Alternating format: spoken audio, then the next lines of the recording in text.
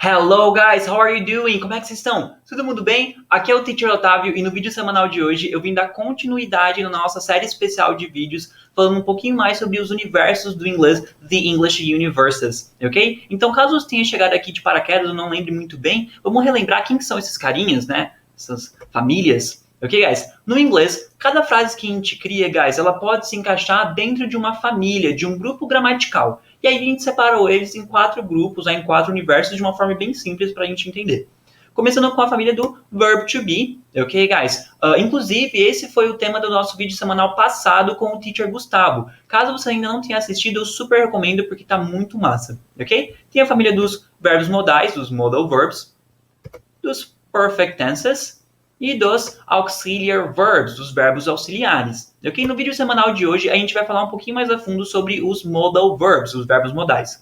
Tá bom, teacher, qual que é a função de um modal verb? O que ele significa? O que ele é? Guys, os modal verbs são palavras que modificam o verbo, assim como o nome já indica, ok? E aí existem vários tipos, cada um a gente usa em um momento diferente, eles são bem tranquilos, ok? Eles são bem massa de usar numa frase. Guys, começando com o primeiro modal verb, o can, ok? Ele significa pode ou consegue. E aí eu separei alguns exemplos. Aline can speak 4 languages. A Aline pode, ela consegue falar 4 línguas, ela tem essa habilidade. O mesmo vale para uma frase negativa usando can't. Aline can't speak 4 languages. Alright? Se fosse uma pergunta, can you read the text, please? Algo que eu falo sempre para os meus alunos, né? Você pode ler o texto, por favor? Guys, o could, que seria o irmão mais velho, né, do can. Ele significa poderia, e mais ou menos assim que a gente usa ele. My son could speak English if he wanted to. Meu filho poderia falar, tá vendo, guys? Os dois grudadinhos? Poderia falar inglês se ele quisesse. Né? O mesmo vale para uma frase negativa. My son couldn't. Ok? Could you bring me a cup of tea? Né? Bem britânico. Você poderia me trazer uma xícara de chá? Que mais? Should, guys, deveria. A gente usa para dar conselhos, né? Às vezes até ordem mesmo.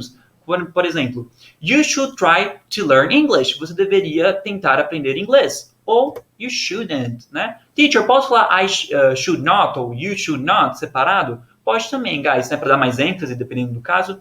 Ok? E aquela música famosa. Should I stay or should I go? Deveria eu ficar ou deveria eu ir? Ok? Bem massa, guys. Próximo, would. Atenção redobrada nesse carinha aqui, guys, que embora ele seja bem tranquilo, ele exige um pouquinho mais de atenção. O would sozinho, guys, ele não brilha, ele precisa de outro verbo para brilhar. Ou seja, quando você coloca o would mais um verbo, ele fica com o final ria, tá certo? Eu escrevi aí, né? Como, por exemplo, o verbo like, gostar. Se a gente colocar would, antes vira gostaria. I would like, eu gostaria. I will dance, eu dançaria. Então, todo verbo que tem would antes fica com esse ria no final. Vamos dar uma olhadinha no exemplo? I would like to travel by car. Eu gostaria de viajar de carro. Ou na negativa, I wouldn't like. Eu não gostaria. Ok? E a próxima pergunta bem romântica. Would you still love me? Você ainda me amaria? Would you still love me? Guys, os irmãos gêmeos may e might. Esses carinhas aqui significam talvez em frases afirmativas. Quando é interrogativa, eu já vou chegar lá, mas eles podem significar pode. Tá certo? Como, por exemplo... I may, ou I might, os dois são iguais, pode usar quando você quiser um ou outro. Study English after the class. Eu talvez estude inglês depois da aula, ok? E aí você escolhe qual que você vai usar. Você pode usar I may study ou I might study, tá? Já quando é uma pergunta, guys, a gente usa eles assim. May I call you by your first name? Ou trocando may por might. Might I call you by your first name? Posso eu te chamar pelo seu primeiro nome? Nesse caso, como é uma pergunta, ele fica com esse significado de posso, né, de poder. Na negativa, guys, vamos colocar só a contração no might, né? O might pode virar mightn't. Já o may, vamos colocar ele separado. Se a gente colocar ele grudado já com NT no final, fica estranho. Vamos deixar I may not. Que mais, guys? Para terminar, o must, que significa deve. Então, I must memorize all the modal verbs. Eu devo memorizar todos os verbos modais. Ou na negativa, I mustn't, eu não devo memorizar todas, ok? Quando for uma pergunta, must I help in the kitchen? Devo eu ajudar na cozinha? Ok, guys? Claro que você deve, beleza? Então é isso, guys. Esse que é o significado do must.